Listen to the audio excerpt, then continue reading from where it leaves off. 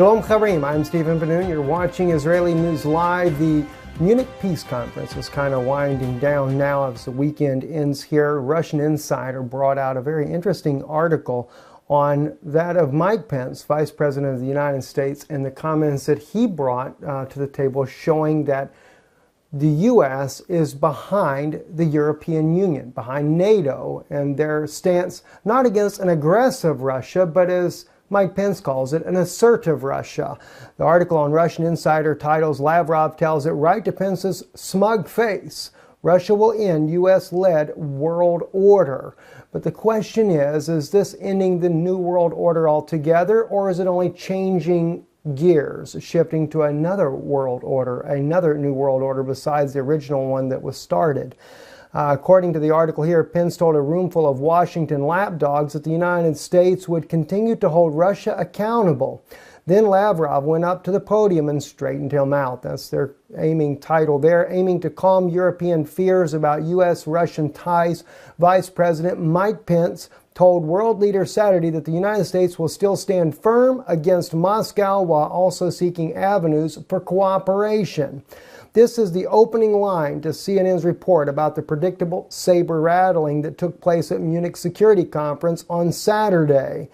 But Sergei Lavrov, when he stepped up, he continued to dominate this particular weekend's Munich Security Conference that is going on with this statement that he spoke back in response to Vice President Pence, making it quite clear what Russia felt in their response to Vice President Pence. Lavrov said that the time when the West called the shots was over, and dismissing NATO as a relic of the Cold War.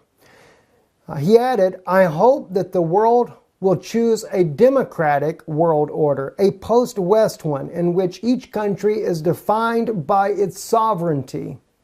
Lavrov said Moscow wanted to build relations with Washington, which would be pragmatic, with mutual respect and acknowledgement of our responsibility for global stability. But you know, what's really interesting, though, is this whole idea of the New World Order that comes up in this. And it really doesn't do away with a New World Order. It's only changing the face of the New World Order and moving into a different direction.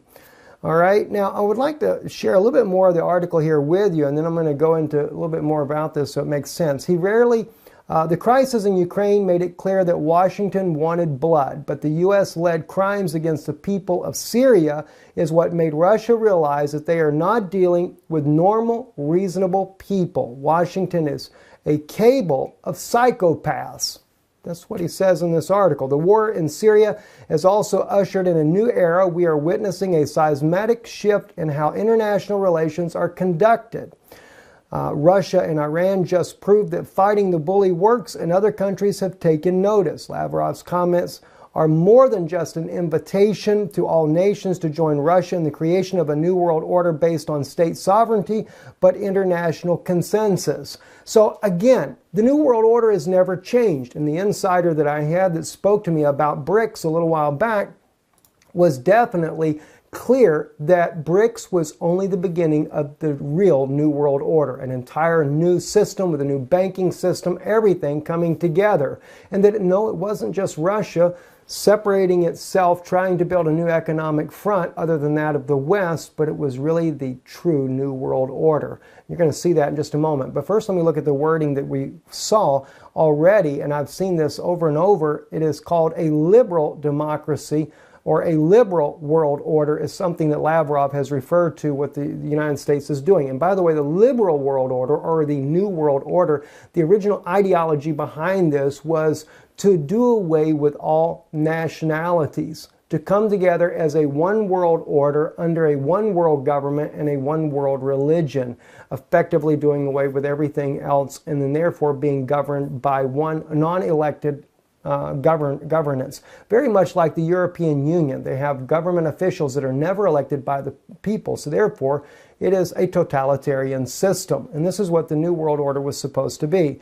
So, like in this article here on Baha'i.org, Western liberal democracy as a New World Order. The triumph of the Western social order was widely heralded in the closing decades of the 20th century. The end of ideology was proclaimed, and an age of global prosperity anticipated, driven by the twin forces of a global free market, capitalism, and liberal democracy. In the ensuing years, the vacuum left the collapse of the Soviet Union along with new tensions created by a perceived clash of civilizations. So this was part of the New World Order, and it was also titled the Liberal New World Order as well.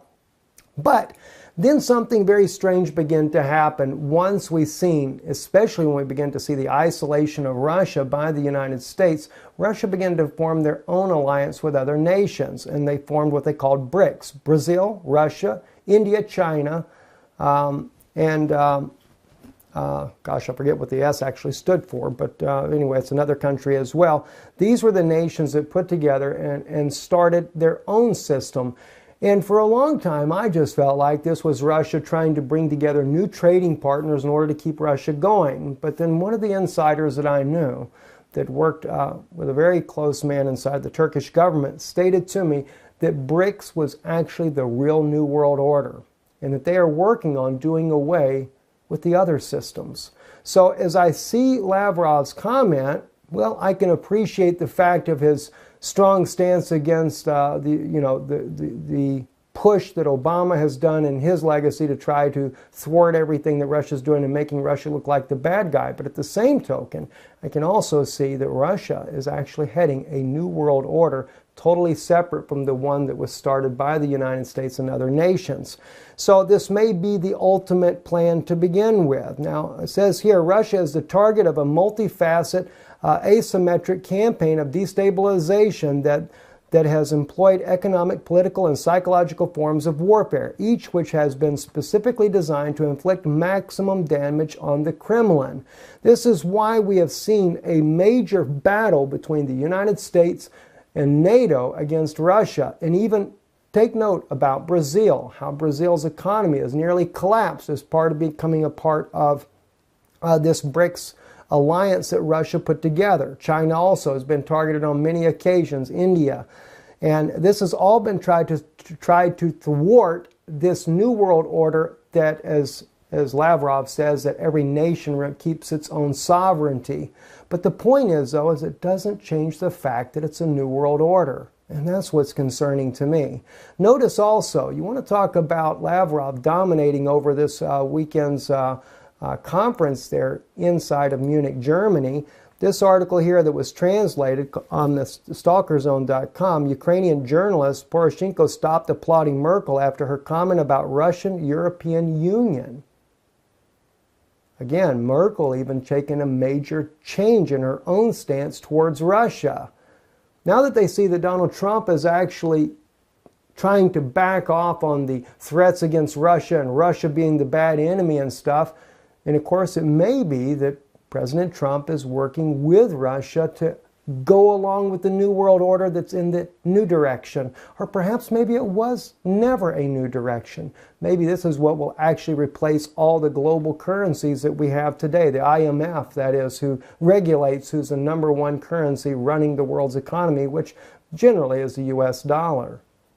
Maybe this is the preparation for when there is an economic collapse, that this will be the new system that takes over. So I'm very concerned about it. But watch what happened in this meeting here this weekend, what Angela Merkel was brought out about her.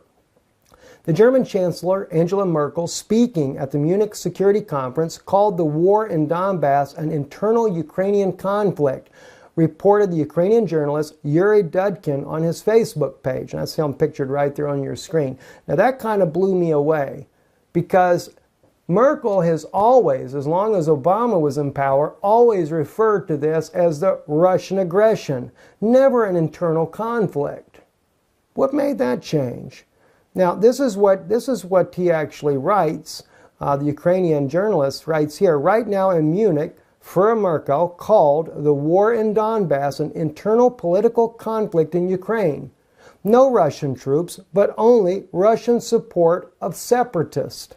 The German chancellor broke the mold of Ukro propaganda, but they do not give up. Now on all the channels, they misinterpret the Bundeskanzlerin speech in the most sophisticated manner. Also, he added in the comments to posts, sitting in the hall and listening to Merkel, Petro Poroshenko even stopped to applaud, having heard from her lips about the union of Europe and Russia from Vladivostok to Lisbon. Answering the questions of journalists after her speech, the German chancellor urged not to bury the Minsk agreements. We didn't succeed to establish a ceasefire more than 3-4 days. So from a formal point of view, we can't begin to political process now. But as we are reasonable people, Ukraine declared its readiness to begin parallel work. That's why various contact and work groups were created. I call not to speak about failures, but concentrate on ensuring success, declared Merkel. Nothing would be better if we could fight along with Russia against Islamic terrorism and have normal economic relations. Work on a free trade zone from Vladivostok to Lisbon. But we can't betray principles of territorial integrity. That's why we need a political decision, and I'm ready to give it much time and effort, added the German chancellor. That's a complete about-face, 100%. No more Russian aggression, but much like that of President Trump, now Merkel is starting to take the same stance that Donald Trump did. And that was trying to work with Russia. After all, if you remember, Merkel was one of the ones that did not want to go along with this sanctions against Russia.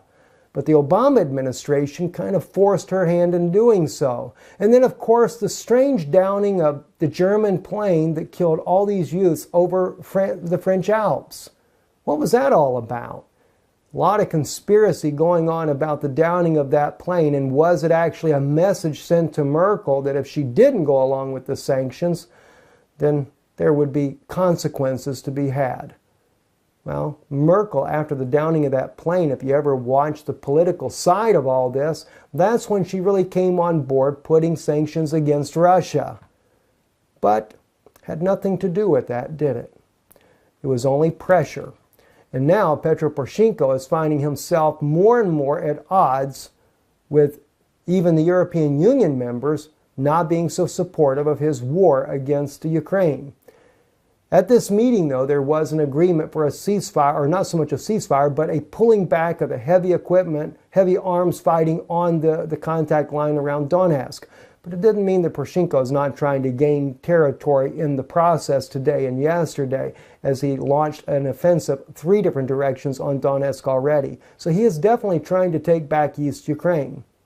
But now he doesn't have Merkel on his side to say that the Russians are the aggressors in this case. Not even Russian soldiers involved, but the separatists only being supported by Russia and looking to rebuild that financial relationship between Russia and the European Union. Maybe there is a new world order with new ideals behind it. Not that I support any kind of new world order, period. To me, it's nothing but a global dominance, and the Pope of Rome will no doubt still run all of it.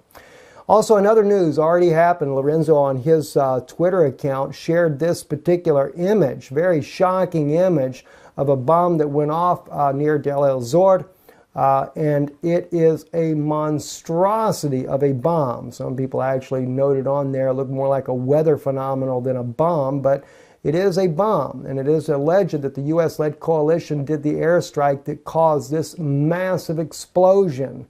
I actually could not help but wonder if it was not a tactical nuke. If you look at some of the footages here, this was done inside of Ukraine near the airport of the Donetsk region back there in 2014. And just to kind of give you an idea, look at the plumes of smoke that were coming up in these images here.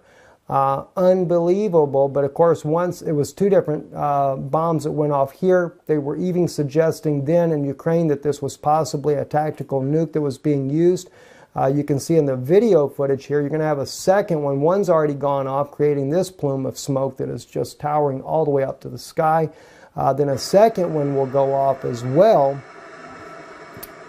lower the volume on this. You'll actually hear it go off after the sound wave carries out. But imagine in the picture we see in Deir el-Zor the same type of thing, and then as these plumes of smoke go up, covering such a vast area. So no doubt it's definitely not a phenomena of the weather, but it is indeed some type of explosion that went on.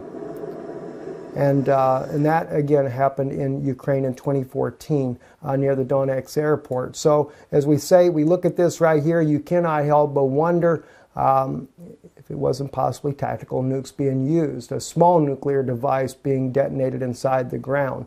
Have no idea, but nonetheless is very large. The Syrian military also has reported about this. They've actually suggested other possibilities of the type bomb that was used. But a little bit over my head there. As we close in our news, I'd like to just share with you a bit of good news from the Huffington Post there. There's a small city setting aside 1,000 acres for bees and butterflies. That's happening in Cedar Rapids. Will prepare for the first 188 acres in ensued public land for habitat conservation with pesticide-free havens filled with native prairie grasses and wildflowers. It's actually being done for butterflies and bees, but as it states in the article here, no doubt many mammal life will enjoy such a habitat free of pesticides and other type things. The plan is to expand it to 1,000 acres near Cedar Rapids there. I think it's an awesome thing to have happen, and I think it's a good thing to end on a bit of good news here on Israeli News Live. I'm Stephen Ben-Nun. You're watching here, Israeli News Live.